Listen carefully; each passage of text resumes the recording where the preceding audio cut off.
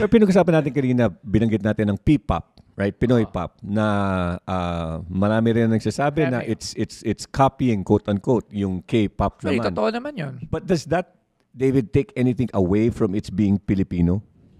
Wala naman talagang any music that you would consider purely original. Everything has influence. All songs have influence, di ba? Even the chord progressions of all songs, similarities with others. Kaya nga nagkaso-kaso yung iba eh. Because akala nila Copyright kinopya. Hindi naman. So, I don't think there's anything wrong with it. I think what's more important though, is kailangan yung stories or the lyrics of the songs tell authentic stories of Filipinos because doon tayo mas nakikilala, doon natin na alam kung anong mga pinagdadaanan ng Pilipino. Tama. Pansin ko nagkaroon ng revival ang OPM band.